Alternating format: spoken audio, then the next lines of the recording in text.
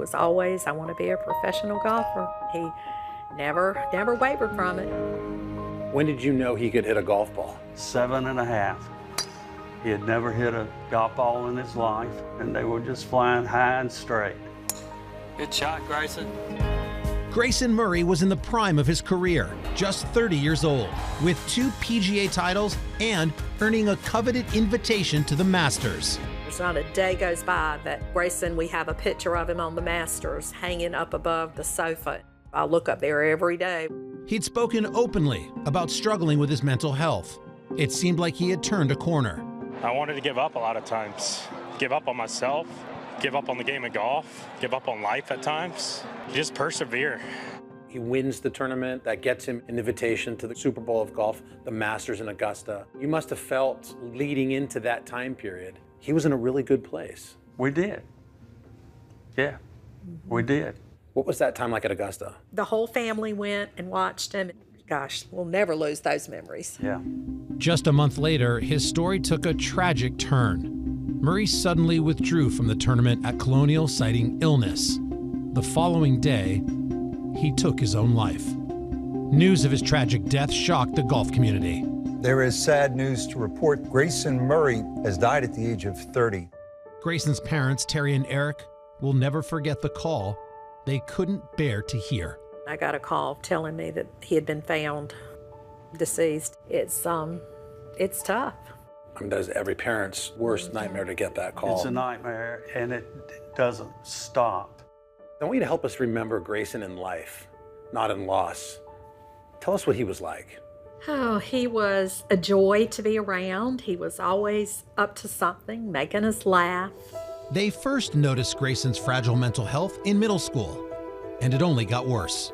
He had been diagnosed with Social anxiety. And then he had a concussion on top of that. So Grayson had some issues that were lingering on and on. That's when he turned pro. How did the tour life, being alone, isolated, on the road? It's hard.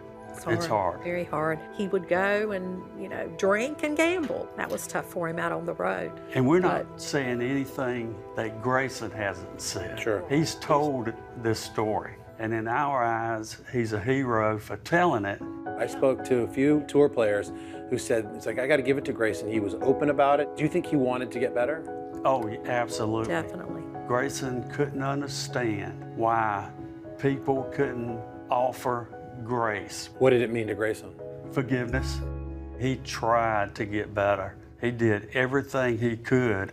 Grayson checked into rehab in 2021 for alcoholism and sought help to treat anxiety and depression. So a lot of highs, a lot of lows. Yeah. Recovery, rehab. Yeah. How hard was that for you guys to navigate such an emotional roller coaster? It's hard. I mean, he would put on a happy face out on the road. Our house became his safe haven. If he was depressed, he would go in his room and he wouldn't come out for 2 and 3 days. And he could get in those deep tunnels or the dark holes. Eric, just tell me, when Grayson was home, what sorts of things was he saying to you? We sat on the sofa and we both just sat there and cried. And I was holding him like a baby. What was he saying? He was talking about how hard it was physically and emotionally to keep doing what he's doing. How hard was it to not say, son, you got to come off the road. We want you to move back into the house. How did you work that? I actually asked him to do that. To stop playing golf? Yes, I did. But Grayson loved golf. There's no place on earth that he was happier than on the golf course. But at the same time, it was very difficult. In a journal, Grayson wrote about his desire to help others who struggle. I found all those notes. He actually wrote a plan. A plan to create the Grayson Murray Foundation to raise awareness and help people facing mental health issues. You're seeing through his vision of what he wanted.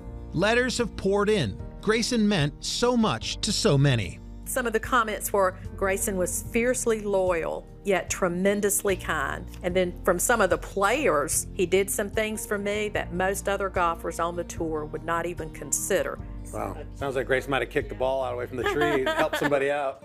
People may read about a Grayson that's different. What I hear when I talk to people who knew Grayson, I hear of a guy that met a small pediatric cancer patient and his family who was struggling, and Grayson did something incredible. Yes. Bought a car for him. Bought him a car. He was like that from the time he was this high. I hear somebody that was incredibly empathetic. He used to tell me if I can just help one person, It was worth it. It was worth it.